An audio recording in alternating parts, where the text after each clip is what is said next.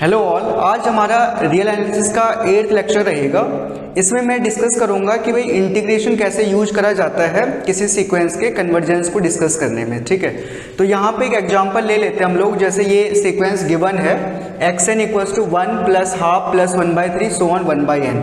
ये सीक्वेंस ऐसा है कि इसका nth टर्म जो है वो इस टाइप का है, मतलब एक सीरीज बनाता है। तो हमें डिस्कस करना है कि ये जो सीक्वेंस है ये कन्वर्ज हो रहा है कि नहीं हो रहा है। ठीक है, तो इसमें आप देखोगे ना, इसमें हम लोग इंटीग्रेशन का यूज करेंगे। तो टॉपिक ही हमारा वही है कि भाई इंटीग्रेशन कैसे यूज होता है। तो बेसिकली डेफिनेट इंटीग्रल का यूज होता है हमारा। इसमें आप देखते रहिए कि मैं स्टेप वाइज कैसे कर रहा हूँ, फिर आपको समझ आ जाएगा, है ना। सो जैसे आपके पास ये सीक्वेंस दे रखा है तो आपको इसको रिराइट करना है। आप इसको क्या करिए, देखिए this sequence can be written as sigma का साइन दे दीजिए। ठीक है, तो सिग्मा रनिंग इंडेक्स आपका देखिए आप, ये 1 है, 1/1, 1/2, 1/3।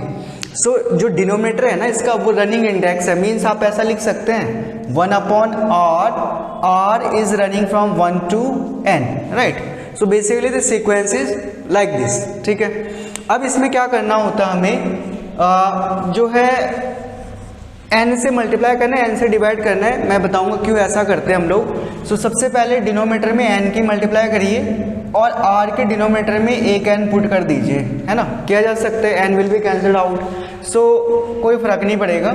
ये ऐसा करना पड़ा कि जब भी हम लोग समेशन वाले साइन को इंटीग्रेशन में कन्वर्ट करते हैं तो ये रूल हमारा ये है कि r/n को पुट करना होता है हमें x, 1/n को पुट करना होता है dx, और जो समेशन में रनिंग इंडेक्स की लिमिट्स हैं वो इंटीग्रेशन की लिमिट बन जाती हैं। तो यहाँ पे अगर आप देखो, क्योंकि हमने कहा था कि भाई x इक्वल्स टू r/n है, सबसे पहले r की वैल्यू कितनी है 1, लोअर लिमिट, तो 1/n इक्वल्स टू x।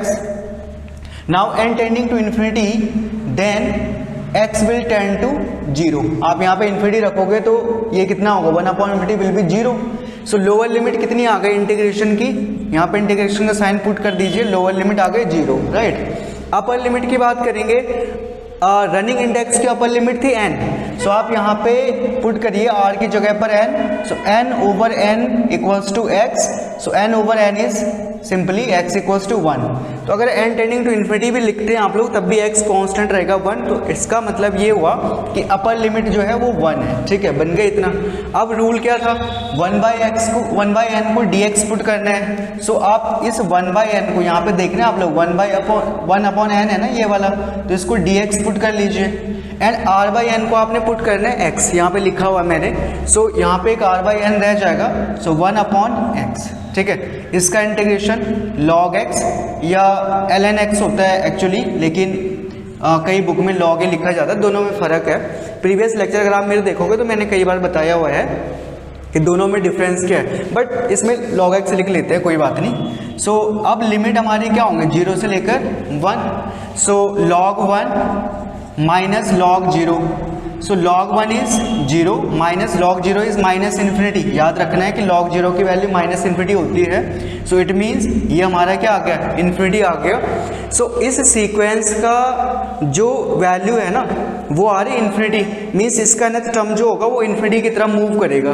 तो ऐसे सीक्वेंस को हम क्या कहते हैं, ऐसा सीक्वेंस कन्वर्ज नहीं होता है, वो डाइवर्ज बन जाता है। ठीक है, तो दिस सीक्वेंस इज डाइवर्जेंट। तो हमने इसका कन्वर्जेंस और डाइवर्जेंस चेक कर लिया बाय यूजिंग द इंटीग्रेशन। ठीक है, तो ध्यान से देखना है एक एक स्टेप कैसे करा मैंने, इंटीग्रेशन का यूज कैसे करा। ठीक है, सो अगर तब भी कोई डाउट रह जाता आपका तो कमेंट में लिख के मुझे भेज सकते हैं आप लोग, नीचे कमेंट कर लीजिएगा जरूर, उसमें कोई आलस नहीं करना है। और जिन लोगों ने चैनल पे नए हैं वो सब्सक्राइब जरूर करें, थोड़ा मोटिवेशन मिलता है हमें, है ना। सो 8 लेक्चर हो चुके हैं। नेक्स्ट लेक्चर में देखते हैं क्या टॉपिक बनते हैं, एक नया टॉपिक डिस्कस करेंगे। तो चलिए बने रहिए, तब तक पढ़ते रहिए इसको। Okay, bye.